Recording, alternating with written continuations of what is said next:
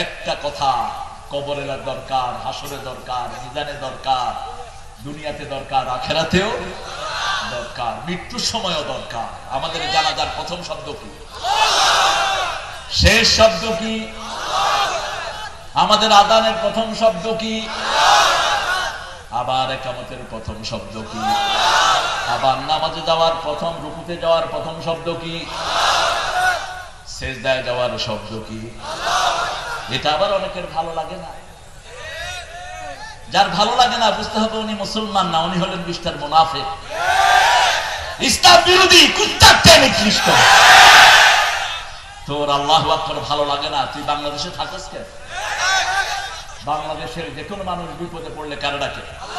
কাকে ডাকে?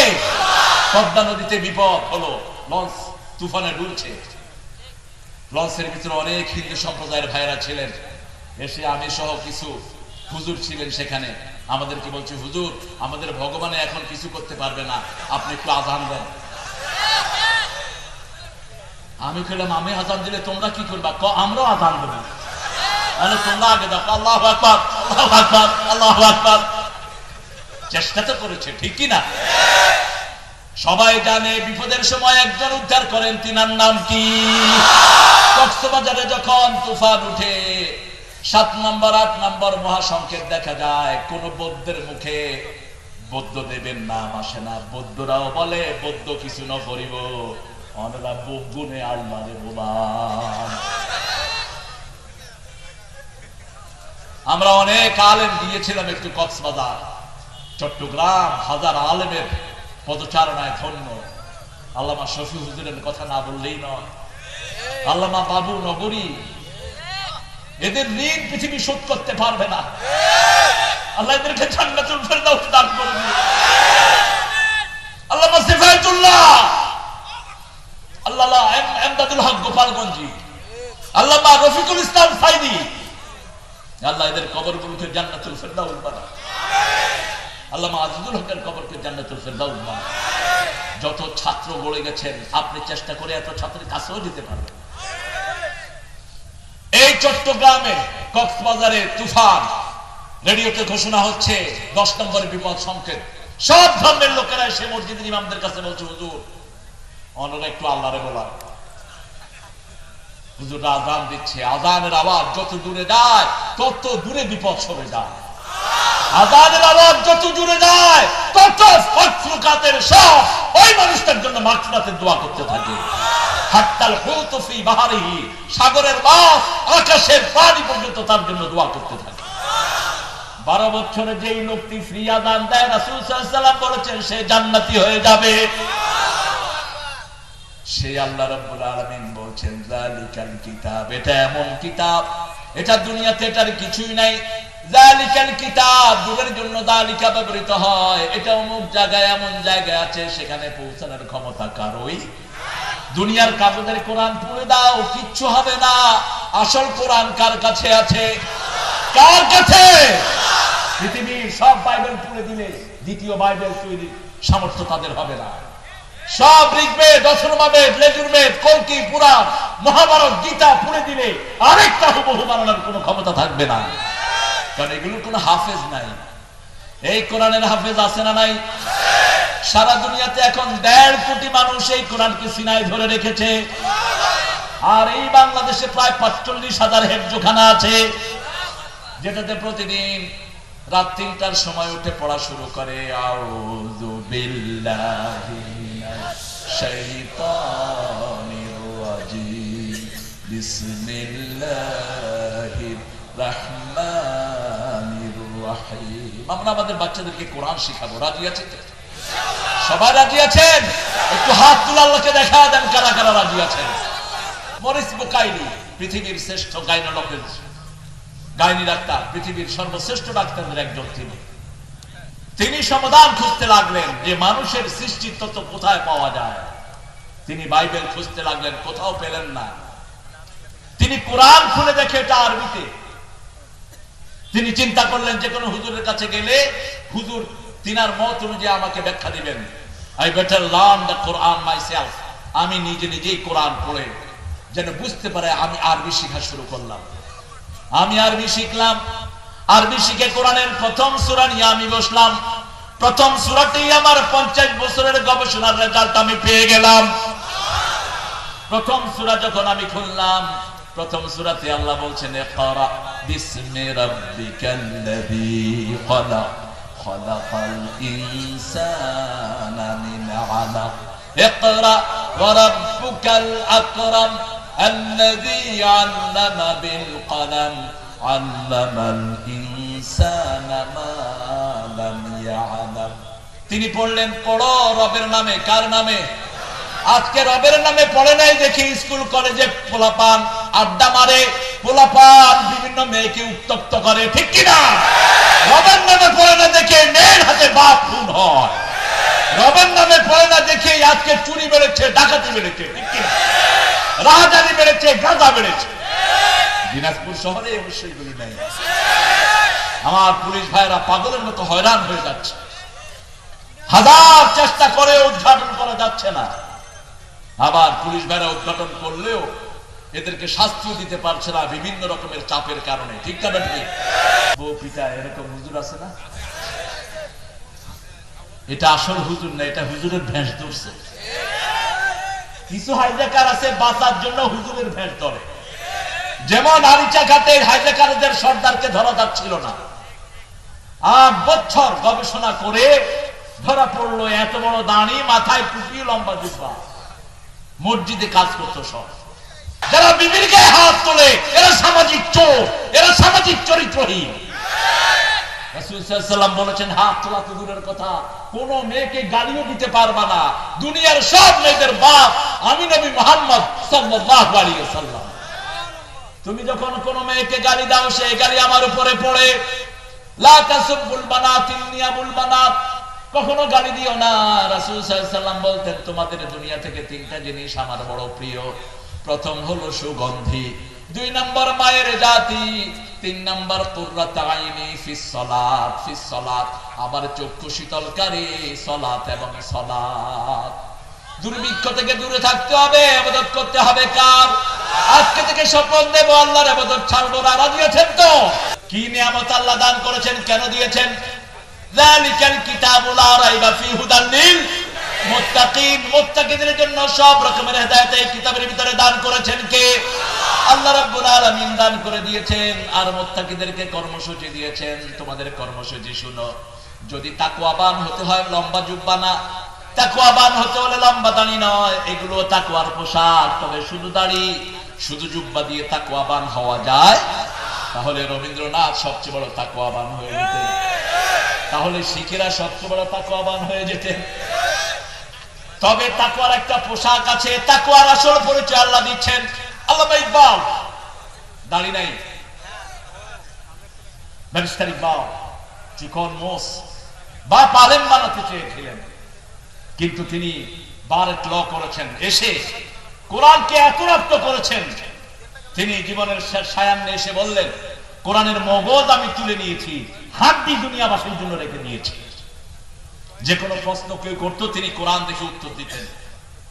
এই আল্লামা ইকবাল লিখেছেন, চীন আরব হামারা, হিন্দুস্তান হামারা, মুসলিম হে হাম ওতন है सारा जहां हमारा, रूए जमी से लेकर ता आसमां हमारा। चीन আমার, আরব আমার, হিন্দুস্তান আমার নেই কোপর, মুসলিম আমি সারা দুনিয়ায় আমি বেঁধেছি ঘর। এই দুনিয়ার মাটি মুসলমানদের কাছে ঋণী, ঠিক তবে ঠিক। সারা দুনিয়ার মালিক আমরা মুসলমানরা, ঠিক তবে ঠিক। পারস্যের যত উৎকর্ষতা দেখেন সব ইসলামের সময় হয়েছে। ভারতের উৎকর্ষতা হয়েছে ইসলামের সময়। এই পৃথিবীর প্রত্যেকটা ডালায় ডালায় মুসলমানরা এরা ব্যক্ত করেছে। আজকে বিজ্ঞানের যত জন্ম দেখেন সব জন্ম মুসলমানদের দ্বারাই হয়েছে। আজকে মেডিকেল সায়েন্সের যত উদ্ভাবন সব হয়েছে মুসলমান দ্বারা। এজন্য সারা দুনিয়া ইসলামের কাছে ঋণী, ঠিক তবে ঠিক।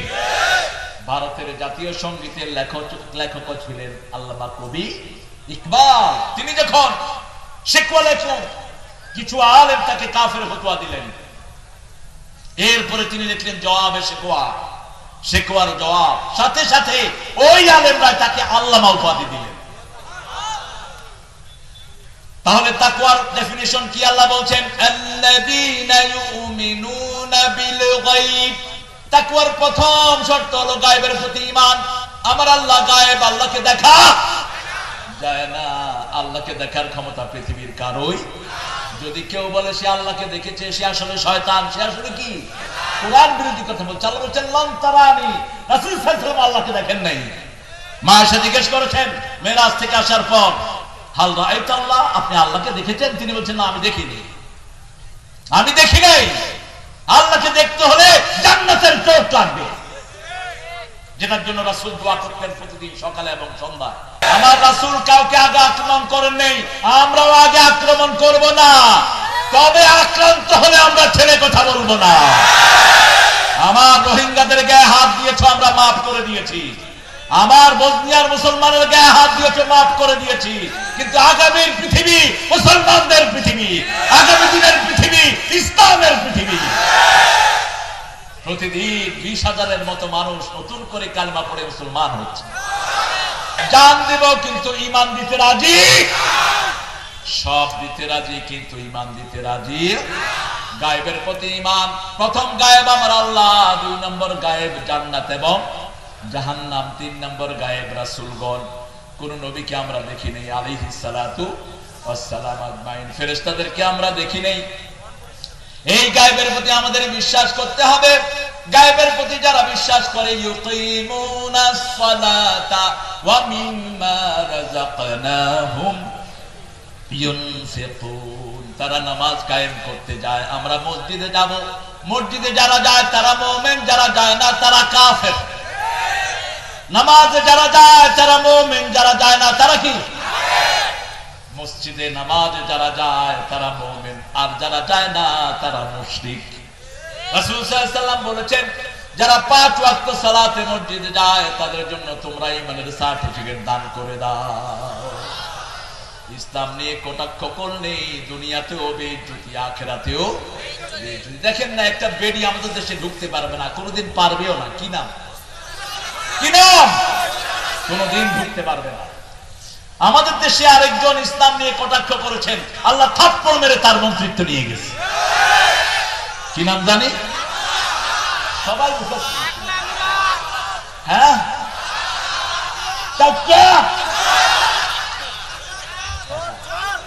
আহারে ইসলাম যে কি নিয়ামত। হজ নিয়ে কথা বলেছেন আরেক মন্ত্রী, আল্লাহ তাকেও থাপ্পড় মেরে বসা দিয়েছে। খবরদার, ইসলাম নিয়ে খেলা করবা না। ইসলাম বুঝার চেষ্টা করো, নিজে মানতে পারো না, আত্মসমর্পণ করো আল্লাহর কাছে। মেয়েরা পর্দা করে, কয় তুই মোল্লা হইছ, তুই বোরকা নিছ। বোরকা নিবি যখন বয়স বাড়বে 50-এর পরে। আরে 60-এর পরে বোরকা নেওয়ার দরকারটা কি? 60 বছরের মা বোরকা পরে যাচ্ছেন, ওনার সাথে 22 বছরের যুবতী মেয়ে বোরকা নেয়। আচ্ছা বলেন তো কার বোরকার দরকার বেশি? এটা বোঝা দরকার আমার মায়েদের। আপনি 60 বছর বয়সে বোরকা পরেছেন ভালো, কারণ বুড়ির জন্য কে আছে? বুড়া আছে। ইংল্যান্ডে হিথ্রো এয়ারপোর্টে দেখি, এয়ারপোর্ট জাম, 2 জন বোরকা পরা মহিলা আসলেন আরব। শুধু চোখগুলো কাকের মতো দেখা যাচ্ছে, কাক সব ঢাকা। সাথে সাথে কয়েকটা ছেলে উঠে ওই মেয়েদেরকে বসার জায়গা করে দিয়েছে। আমি বললাম, হে বয়েজ, আর ইউ মুসলিম? তোমরা কি মুসলমান? করো না, আই এম খ্রিস্টান, হি জুইশ। ও ইহুদি, আমি খ্রিস্টান। আমি সিদ্দিরা কেন? ওর ড্রেসকে আমরা সম্মান করি। পৃথিবীর সর্বশ্রেষ্ঠ ড্রেস মেয়েদের বোরকা, ঠিক না ঠিক? হেজাব আছে যেখানে, রহমত আছে। একটা মেয়ে যখন নিজেকে পর্দাশীলা করে, আল্লাহ রহমতের ফেরেশতা দিয়ে তাকে পাহারা দিয়ে দেয়। মেয়েরা যখন সালাতেও দাঁড়াবে, তাদের গোড়ালি যেন তারা ঢেকে দাঁড়ায়। এই মেয়েরা প্রথম নামাজের সাথী হয়েছেন রাসূল সাল্লাল্লাহু আলাইহি ওয়াসাল্লামের। রাসূলের প্রথম জামাতের মুসল্লি হলেন মা খাদিজাতুল কুবরা রাদিয়াল্লাহু আনহা, আর একদিকে ছোট্ট আলী রাদিয়াল্লাহু আনহু। এই দুইজনকে নিয়ে পৃথিবীর প্রথম জামাত শুরু করেছেন মুহাম্মাদুর রাসূলুল্লাহ সাল্লাল্লাহু আমরা আমাদের বাচ্চাদেরকে সালাত আদায় করব, মসজিদে নিয়ে যাব। ছোট বাচ্চাদেরকে মসজিদে নিলেই অনেক মুরব্বীদের মেজাজ খারাপ হয়, বিভিন্ন রকমের চোখ তুলে বাচ্চাদের দিকে। এটা বেশি দিনাজপুরে নাই। বাচ্চাদেরকে দেখলে বাচ্চা মনে করবো তো আমি ডাকাতি করি। আমি দেখেছি অনেক বাচ্চাকে মুরব্বীরা লাঠি দিয়ে গুতায়, বেরা। আরে বাবারা, আপনার হাদিস পড়েন, রাসূল সাল্লাল্লাহু আলাইহি ওয়াসাল্লাম মসজিদে নববীতে সালাত আদায় করছেন। তিনি সেজদা, আলী রাদিয়াল্লাহু আনহুর ছেলে রাসূলের নাতি হুসাইন এসে ঘাড়ে বসে গেছেন। ঘাড়ে বসা রাসূল সাল্লাল্লাহু আলাইহি ওয়াসাল্লাম সেজদা লম্বা করে দিয়েছেন। সুবহানাল্লাহ।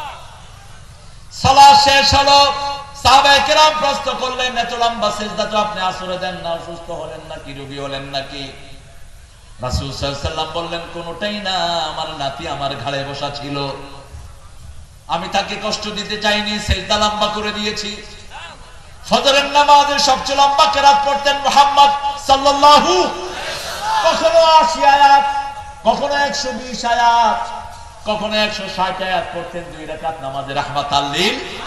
কারণ আমার আল্লাহ বলছেন, আকিমিস সালাতা লিদুলুকিশ শামসি ইলা ওয়াসাকিল লাইলি ওয়া কুরআনাল ফাজর ইন্না কুরআনাল ফাজর কানা মাশহুদা। ফজরের কোরআন সাক্ষী হবেন কে? ফেরেশতারা সাক্ষী হয়ে যায়। সবচেয়ে লম্বা তেলাওয়াত রাসূল ফজরে করতেন। একদিন নাস এবং ফালাক দিয়ে ফজরের নামাজ শেষ করে দিলেন।